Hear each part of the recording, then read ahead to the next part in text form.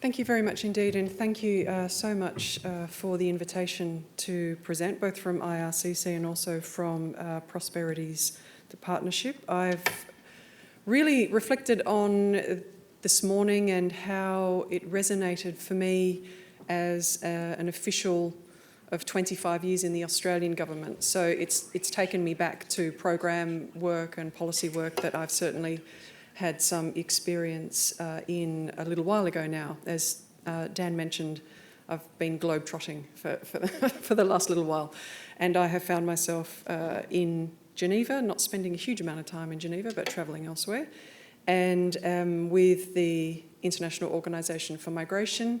So if you are inclined to be generous, I think you could count this presentation as the segue to the International Migration Conference that will be starting tomorrow. What I'd really like to do is talk a little bit about migrants' contributions. Rather than settlement outcomes, zoom out a little bit and talk about migrants' contributions. And in that context, what is new around migrants' contributions, and really reflecting on the difficult political environment that we are facing globally and certainly in specific countries, and how that is impacting on how the public debate and the public discourse is occurring in regards to migrants' contributions and what that means for the future. That's the presentation outline. It's important for me just to really offer a little disclaimer, which is standard for us in the International Organisation for Migration, and we can talk about a bit about that in a moment. The outline really is, I wanted to add a bit of background in terms of IOM's context, which then will hopefully make it understandable as to why I'm coming from a particular perspective, which is quite different to what we've heard about for the rest of the day. I do want to quickly go across migrants' contributions, both destination and origin, and that's something that has been largely absent from the discussion today, which is very focused on settlement from a destination country perspective, and why we do need to be looking at that more broadly, and I'd be really interested in our discussion about how we might be able to do that. And then, as I mentioned, talk about disinformation impacts and what's changing, what's new. This little map is of the world, and it's IOM in 2018 compared to 1998, so over a 20-year period. We've seen membership go from 67 member states to 173. We've seen our budget expenditure increase very substantially, 1.9 billion annually, and we've also seen our officers increase enormously, as well as our staff. That has a lot to do with the way that migration has become much more of a salient issue all around the world, not just in countries like Canada, Australia or the US. And we've lived that dream for quite some time, but it is becoming more of a salient issue for policy, for media, for researchers in different parts of the world. That's the picture of IOM member states, and you can see a couple of, now the dark blue are member states and the lighter blue are observers, and then the grey is nothing, they're not member states or observers. And you can see at the moment we have most of the globe covered, but the Gulf is one area where we don't have members, and also Southeast Asia. They're two geographic areas where there's a difference in terms of coverage, which does translate also into policies practice, I should say, too.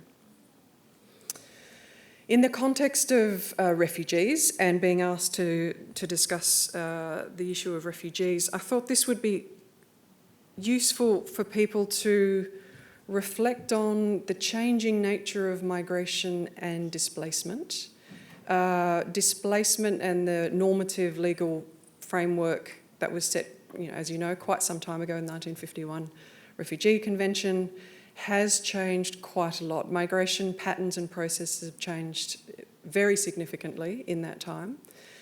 We now know, and certainly for the last 25 years, there's been greater recognition of mixed migration flows, for example, that you will have flows occurring where people have international protection needs and other people who do not.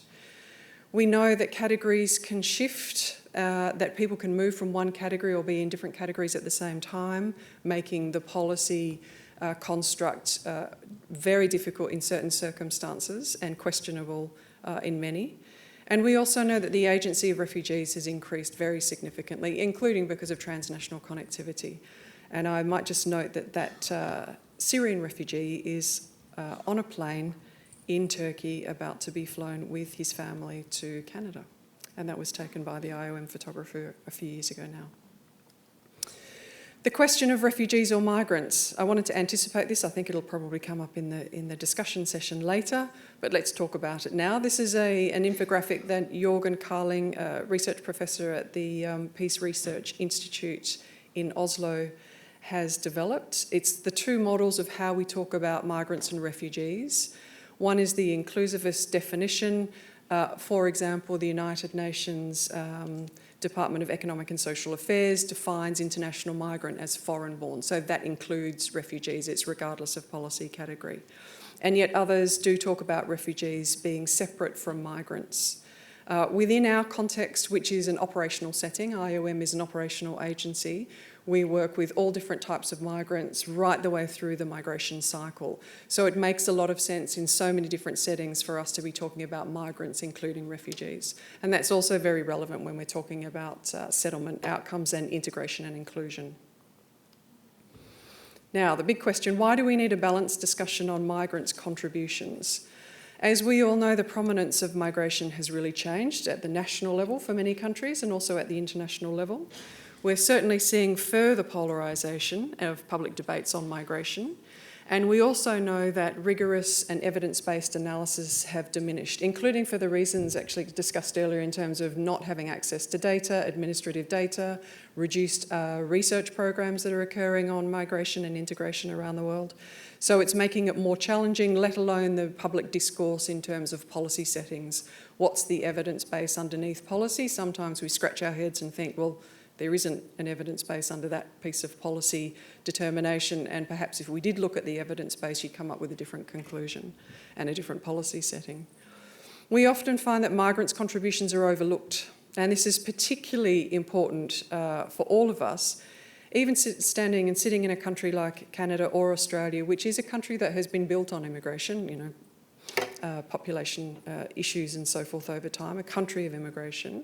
We often forget that every day we are touched by migrants' contributions, whether that's through what we can go and buy in the supermarket, what type of culture we are able to access, what type of food we're able to go and order in terms of takeaway and so forth, what types of innovation and learning migrants are able to bring to communities, the dynamism, the art, the culture. We get used to it. And that's because we take it for granted, and our lives are enriched tremendously by migrants and their contributions, but we can often overlook that and forget that, and certainly in this context. Now, the next World Migration Report is coming out at the end of the year. We felt it was important to include a chapter on this particular topic. It's a current chapter. It's looking at the salience of the discussion now and also the politics and the disinformation that is occurring. We often find for our thematic chapters that we do tend to, in other words, sort of problematise migration. We look at the challenges, and this is natural for policymakers, it's natural for practitioners. We want to fix things. So we've got thematic chapters in the next World Migration Report on migrants in countries in crisis, on environmental migration, on children and unsafe migration, on health and migration, the Ebola crisis at the moment that's playing out in DRC and has now gone into Uganda, for example, and global governance. But when we're looking at the challenges that migration can bring for migrants, for destination countries, for transit countries, and also for origin, we can often overlook the enormous contributions that migrants have made over many, many years. So we decided to bring it into this World Migration Report, including in the context of how the polarisation of the discussion has changed. So what do we mean by contributions?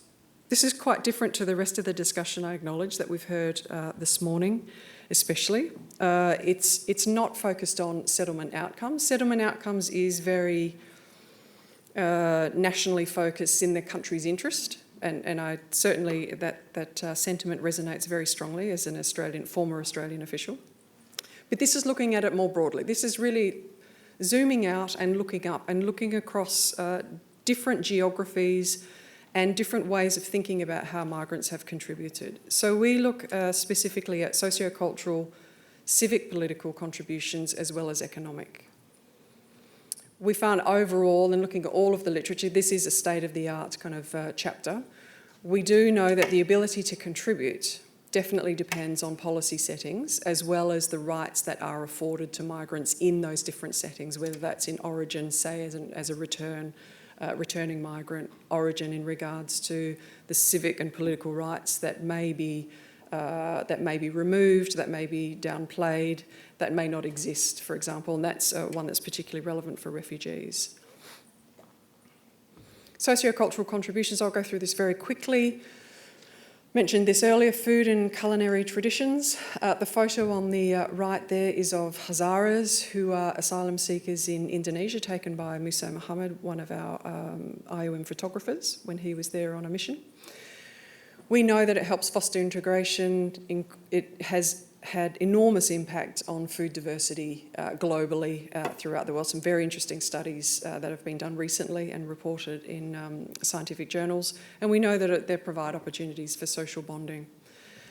Equally, in terms of sport, there's a rich body of research and evidence on the impacts of sport and migration, including in relation to what we've called in the chapter the Salah effect. Mo Salah, as you may know, a footballer in the UK, and the impact that he has had in Liverpool in regards to social cohesion and anti-discrimination and so forth, very positive impact.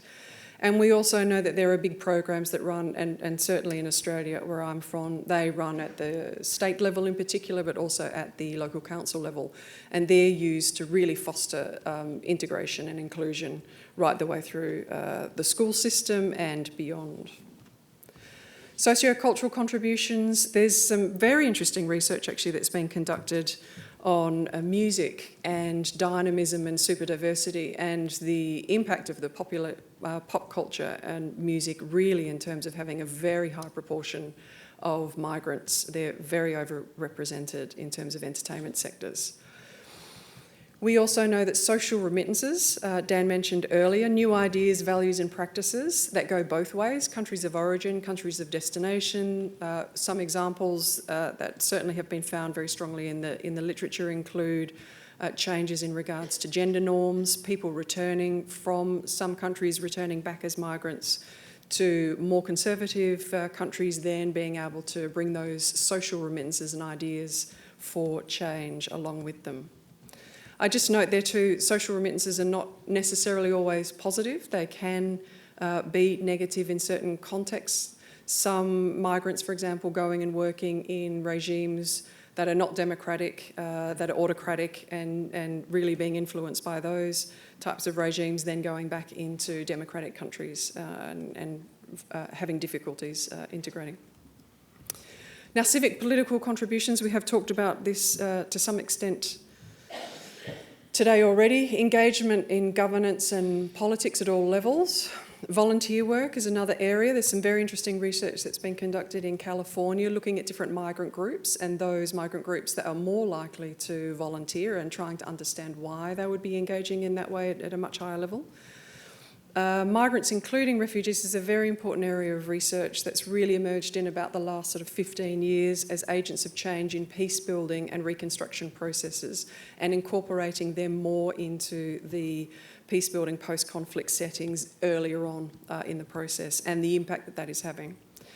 Of course, diaspora engagement and certainly in terms of, as we mentioned before, political ideologies back to countries of origin.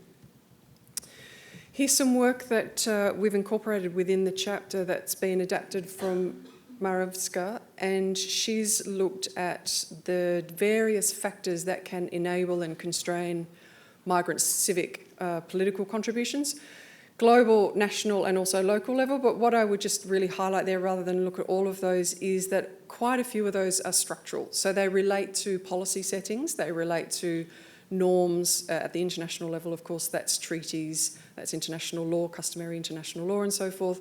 At the national level, that relates to policies and legal policy settings and so forth, and at the local level too. So it's a very strong focus for her in terms of what enables and what constrains migrants' contributions, and their ability to optimise their contributions is related very much so to structural issues. Now, I think this one is worthwhile mentioning in the context of settlement outcomes, because settlement outcomes, as I mentioned earlier, is very focused on the destination country and very focused on national interest. If we zoom out a little bit, we can see that international interest, we can see that the contributions that migrants make is not just to destination countries, but it's also to countries of origin.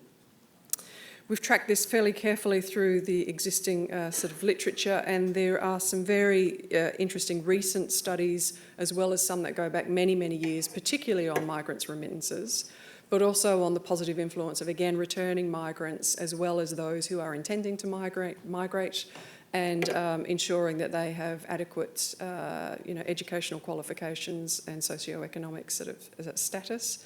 Diaspora bonds, investing and starting in new businesses. There's a rich body of evidence related to how migration can impact in regards to those particular areas, as well as trade barriers.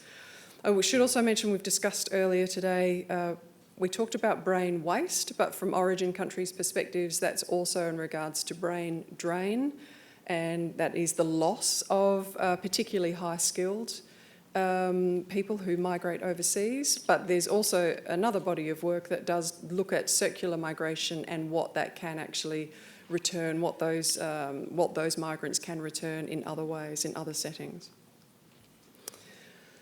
I added this one in from the chapter. Really, I mean, we know all this, and many of you will know this data very well. This is World Bank data that pulls together remittances top 10 receiving countries from 2004 to 2018. But one of the things as we trot around the world and talk about remittances and we talk about migrants' contributions, that continues to surprise people is this is receiving countries. We do expect India and China to be up the top, vying in a big battle for, for various things, but including for remittances, number one remittance countries. But people are often surprised to see France in there. Then they're often surprised to see Germany in there.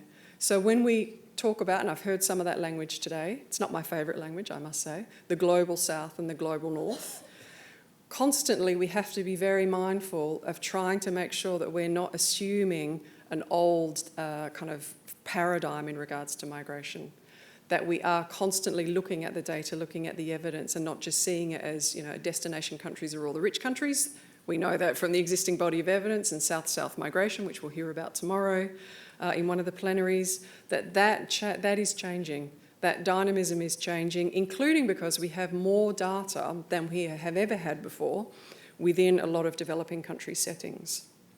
It's a little bit opposite to what's going on in the United States from the sounds of it, but and in other countries. But we are seeing data I mean, we are talking in many countries that they are not able to produce sort of fairly basic data, but more and more countries, especially in the kind of like the middle group, are producing more data around migration elements and migration variables. And then international organisations such as the World Bank, such as IOM in regards to displacement tracking, for example, and a number of different areas, missing migrants, are producing more and more data that is at the national level and looking at things comparatively. Destination countries, I don't think I really need to go through this one. We've talked about this quite a lot today. We know this is just a lot of this is at the macro level. Now, new impediments to the recognition of migrants' contributions. There's some very interesting research that has been done, empirical research that links social media impacts to particular events, most especially events of the 2015 and 16 flows of migrants, including refugees, to and through France, as well as another spate in the lead up to the adoption of the Global Compact last year. And we're working with researchers from Dublin City University who've been tracking social media, particularly Twitter, and the impact that the far-right groups have had on the discourse and how they've used strategies, what they call entanglement, to link different aspects to make refugees related to crime and threats, as we heard about earlier, and how they're using particular strategies to influence public debates. And what we're also seeing now is that they are having an impact on changing political decisions. And we saw that very, very clearly, mostly in Europe in the lead up to the Global Compact, where we had a number of countries engage in kind of political turmoil in deciding whether they would actually adopt the Global Compact for safe, orderly, regular migration, including those that had been heavily involved in the intergovernmental negotiations, but at the last minute they pulled out, including because of pressure that was occurring from groups around social media impacts. Now, what does all this mean for policy and practice and research? Well, quite a lot, really, but I'm sure you know the answers already. Greater regulation of social media content, and we're certainly seeing that occurring in different settings, like the EU. Germany introduced legislation about a year ago. The UK is currently debating such legislation, and looking at, this is much more broadly, this doesn't relate specifically to migration, but we know that one of the touch points is international migration, and it's had a very big impact. We know that there could be more emphasis on migrant-centric research. We've heard this today actually quite a few times in regards to, it's great to have all these variables and data inputs, but what about talking to the migrants? And what about finding out what their specific views are, their experiences are, and so forth? And I think the refugee survey highlights that very, very well in terms of being able to incorporate their particular views and their experiences. We certainly need further exploration of the structural limits as policymakers and practitioners. That's our day jobs, so we do need to be looking at that, but looking at it more broadly in terms of how we can ensure that the structural limits are able to maximise and optimise migrants' contributions at different settings. At the international level, of course, in the Global Compact, a lot of those came up in regards to regular pathways and enhancing regular pathways for different migrant groups, and also regularisation programs was mentioned too. The final 2 points, really room to build on technical and technology innovations, including migrant tech for integration purposes. Migrants are often the ones who have the social networks, who are able to support each other as they arrive in a new country, regardless of their policy category or status. And they're increasingly using, we've certainly documented some of this in the chapter, increasingly using technology to be able to provide platforms to support integration in different settings, especially at the local government sort of setting. And finally, how do we define, measure non-economic contributions? It would be very interesting to be able to look at, as we saw earlier today, look at the differences in labour market participation, native-born and non-native-born. What about volunteer work, native-born, non-native-born? What about work with, faith-based groups, for example? What about integration, sporting associations? How does it rate? How does native-born rate with improving food diversity and health and well-being? Those are some of the issues I think that would be very interesting to look at, and very interesting for us to think about when we think about what it means to improve settlement outcomes. Thank you.